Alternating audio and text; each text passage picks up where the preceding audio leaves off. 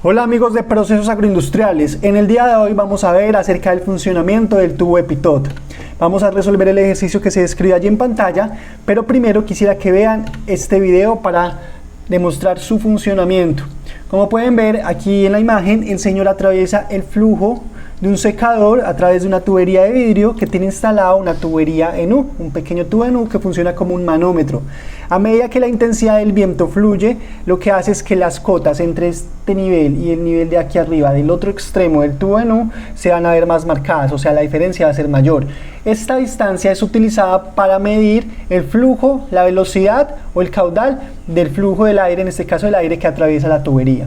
Entonces, este video fue tomado del canal de YouTube Física Ensino Medio, es un canal en portugués y lo pueden ver allí a través del siguiente link. Entonces vamos a empezar con el ejercicio. Un extremo de un tubo en U está orientado directamente hacia el flujo de tal forma que la presión en este punto es la presión de estancamiento. Aquí lo que hacen referencia es al punto 1, en donde existe una adaptación de la tubería que va en dirección contraria al sentido de flujo. El sentido de flujo va hacia donde me manifiesta esta flecha. Entonces, cuando el flujo entra aquí, lo que se hace es que todo este líquido, en este caso es agua, se va a depositar en esta partecita de este tubo. Y aquí no va a haber flujo, la velocidad va a ser cero. Lo que describe una presión de estancamiento es que el flujo no tiene velocidad, o sea, está en un estado estático y lo que se halla allí es una presión de estancamiento. El resto de la tubería, si hay flujo, si hay velocidad, si hay movimiento, en este caso es el punto 2, donde dice acá, el otro extremo del tubo en U mide la presión en una sección del flujo. Aquí es el punto 2. Considerando despreciable las pérdidas de carga entre el punto 1 y el punto 2, o sea que las pérdidas de fricción entre el punto 1 y el punto 2 es 0, se tiene que determinar el flujo volumétrico de agua en la tubería. Acá la respuesta ya no la adelantan, son 33.9 galones por segundo, pero vamos a ver cómo llegamos a ese valor. Acá esta imagen es la figura 7. Seguimos. Para poder expresar esto con ecuaciones tenemos que acudir a la ecuación de Bernoulli.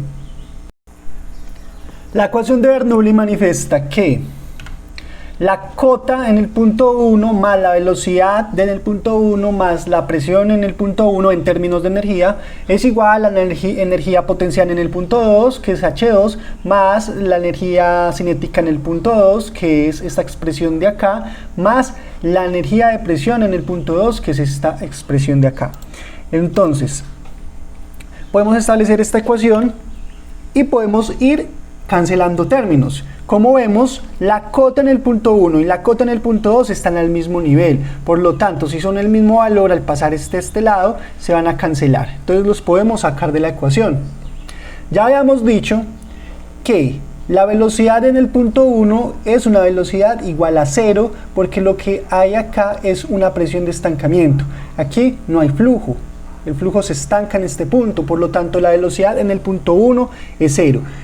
Y aquí podemos ya sacar esta expresión considerándola 0. Por lo cual nos queda esta expresión acá. Este valorcito de acá, este simbolito, es el peso específico del agua. Recuerden, el peso específico es igual a la densidad del fluido por la gravedad. Entonces, ya con esta expresión, nosotros lo que tenemos que hacer es despejar la velocidad en el punto 2. ¿Cómo despejamos la velocidad en el punto 2? De la siguiente manera. Pasamos este término al otro lado a restar y luego pasamos 2g a dividir. Perdón, a multiplicar con toda esta expresión y nos queda así. Velocidad 2 al cuadrado. Y luego la sacamos raíz cuadrada y agregamos este término común entre estas dos expresiones de esta manera y sacamos raíz cuadrada obteniendo la velocidad 2 con la siguiente expresión. Ya ustedes pueden en sus cuadernos detallar bien el álgebra que se hizo para obtener esta expresión matemática. Pero ¿qué es lo que nos dice la ecuación? Digo, el problema nos dice que tenemos que hallar el flujo volumétrico. El flujo volumétrico es el caudal y recuerden que el caudal es igual al área de sección transversal por la velocidad del flujo a través de la tubería. Si nosotros metemos esta expresión de velocidad 2 allí, podemos obtener que la expresión de caudal es igual al área por la velocidad, y ya habíamos dicho que la velocidad es la raíz cuadrada de este término que está dentro de la raíz, y obtenemos la ecuación a la cual tenemos que llegar. Como podemos ver, el área no la tenemos, pero tenemos el diámetro de la tubería. Ya vamos a sacar el área utilizando el diámetro, y para eso hay una formulita. Lo que no tenemos es la presión en el punto 1 y la presión en el punto 2. Allí hay unas presiones bien marcadas. Se puede ver a través de la diferencia de cota del mercurio que está en el tubo en U de 2.5 pulgadas. Entonces ya vamos para allá. Bueno, ahora vamos a utilizar este esquema para explicar algo de estática de fluidos. Recuerden los conceptos de estática de fluidos que se aplican cuando hay fluidos que están estáticos, o sea, no están en movimiento, como es el fluido que está en este tubo en U. Entonces, para esto vamos a tener que llegar a esta expresión. ¿Cómo llegamos a esta expresión matemática? Entonces, recuerden, en el ejercicio nos marca dos distancias, la distancia L y la distancia K. La distancia K es la distancia que hay entre la cota más alta del mercurio y la cota más baja del mercurio, que es 2.5 pulgadas, como nos lo dice el ejercicio. Y la distancia L, que marca la distancia entre la cota del punto 2 y la cota más alta del mercurio, la distancia L. Si queremos ver la distancia que hay entre el punto 1 y la parte más baja de la cota del mercurio, es L más K. Sencillo. Entonces, recuerden que la estática de fluidos nos dice que cuando se desciende, se aumenta en profundidad en un fluido, lo que nosotros hacemos es que las expresiones son positivas, se suman, y cuando subimos en distancia en el fluido, las expresiones de presión son negativas. Esto es porque a mayor profundidad, mayor presión, y si disminuimos la profundidad, pues menor presión. Entonces, vamos a establecer lo siguiente. Acá vemos como la flecha baja. Tenemos que decir, partir de lo siguiente. La presión en el punto 1 es igual, decimos, presión en el punto 1 es igual, y partimos de la presión en el punto 2. Acá en el punto 2 existe una presión. Ponemos esa presión. ¿Cuál es? No lo sabemos. Pero la que sea es la presión en el punto 2 más toda esta presión que se ejerce sobre la cota más alta del mercurio, que es una distancia L por el peso específico del agua. Sumamos esta presión acá en este punto. Luego tenemos que seguir profundizando, que es una distancia K, pero en este caso ya no estamos hablando de agua, sino que estamos hablando de mercurio. Aumentamos esta profundidad K por el peso específico del mercurio y llegamos a la presión acá en la cota más baja del mercurio. Recuerde que en estática de fluidos las presiones que van horizontal son todas iguales. Podemos decir que la presión aquí en esta parte donde estoy señalando con el láser es igual aquí a esta presión en este punto. O sea que nos ubicamos acá en la cota más baja del mercurio y en este caso vamos a subir, vamos a ascender. Si ascendemos, restamos entonces menos la distancia L más K, que está acá en paréntesis, por el peso específico del agua, porque ya en este caso estamos hablando del agua, y hicimos toda esta vuelta, bajamos la distancia acá, nos desplazamos horizontalmente y luego subimos, y así podemos obtener esta expresión que nosotros tenemos aquí. Ya cuando tenemos esto, simplemente hacemos álgebra. Aquí hacemos propiedad distributiva, distribuimos el peso específico del agua entre K y L, y luego aquí con esta K sacamos factor común obteniendo esta expresión. Como podemos ver, llegamos a esto. Y aquí hay dos términos iguales. L por el peso específico del agua menos L por el peso específico del agua. ¿Qué quiere decir? Que esos dos términos se nos cancelan y podemos llegar a la expresión que tanto queríamos, en donde la presión 1 está en términos de la presión 2 por el valor de K, que ya lo tenemos, por el peso específico del mercurio menos el peso específico del agua. Y miren que nunca necesitamos el valor de la distancia L. La distancia L no la necesitamos, simplemente fue un valor que colocamos para establecer estos términos. Ahora ya tenemos el valor del caudal, el valor de la presión 1 en términos de la presión 2.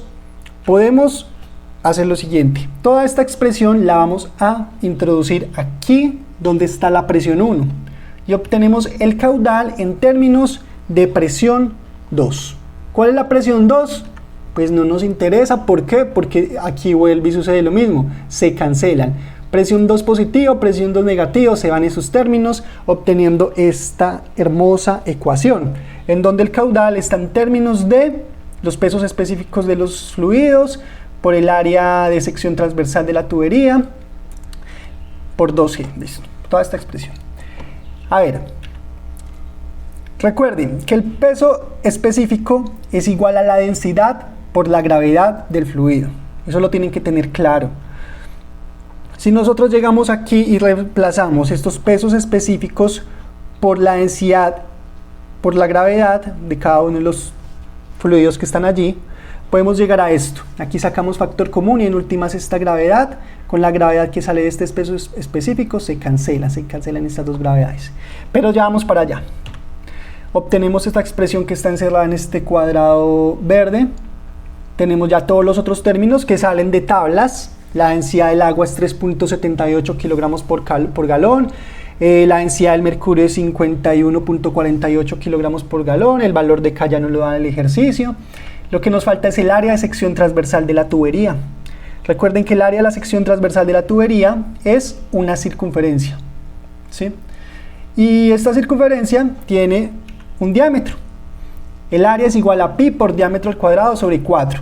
El diámetro lo conocemos, son 8 pulgadas, por lo tanto el área de sección transversal de esa tubería es igual a 50.26 pulgadas cuadradas. Listo, mire, ya tenemos todos los términos. ¿Qué tenemos que hacer? Pues reemplazar. Muy sencillo. Al reemplazar estos valores en la fórmula, pues mire, acá se nos va gravedad, con gravedad se cancela ese término. Reemplazamos valores. Reemplazamos todos los valores. Ustedes allá con su calculadora, en su cuaderno, pueden verificar todas estas expresiones, los valores, y obtenemos que el caudal es igual a 7.842 pulgadas cúbicas por segundo. Pero un galón es igual a 231 pulgadas cúbicas.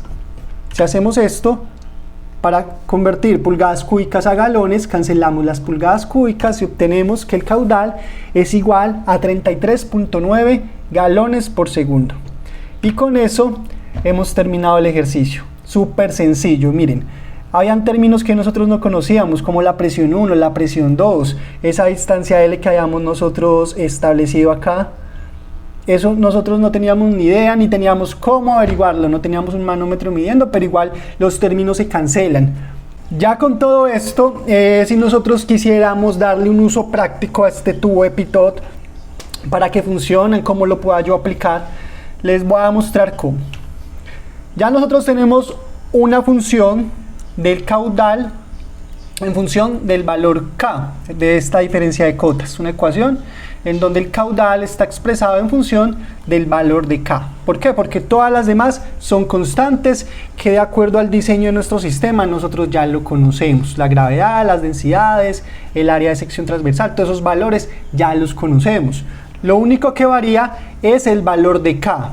Nosotros quisiéramos medir el caudal del flujo y lo único que tenemos para medir es esa distancia. Esa distancia varía y nosotros queremos saber el caudal, pero solamente tenemos esa variación de distancia. Podemos hacer lo siguiente, lo único que varía es K. Entonces establecemos un cuadro en donde tenemos varios caudales respecto a varios valores de K. Acá podemos ver que a 2.5 pulgadas tenemos un caudal de 33.9 galones por segundo. Este caudal está en galones por segundo y este valor de K está en pulgadas. Y obtenemos esta función. Digamos que las caudales varían con el tiempo, aumenta el caudal, disminuye el caudal. Nosotros vamos con una regla, con un medidor, medimos esa distancia, reemplazamos la ecuación o si quiere alineamos aquí en esta gráfica y podemos saber cuál es el caudal que está fluyendo por esa tubería.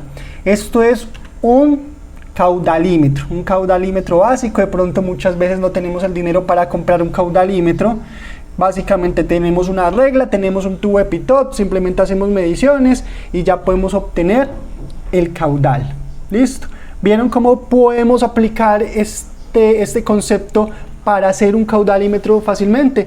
Y este caudalímetro se puede hacer con una tubería transparente. De vidrio no lo aconsejo mucho porque pues para ser más práctico se puede romper, pero sí podemos buscar la manera de hacer esto fácilmente, ya sea de acuerdo al diseño, a lo que nosotros tengamos instalado.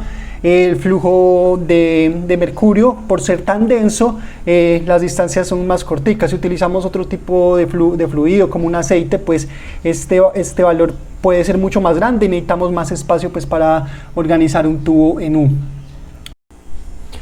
Entonces amigos, este es el tubo de Pitot, fue diseñado por Henri Pitot, un ingeniero francés en 1732. Le agradecemos pues estos avances a este ingeniero y con eso hemos terminado. Muchas gracias amigos, espero se suscriban ahí al canal. Recuerden, procesos agroindustriales, muchas gracias.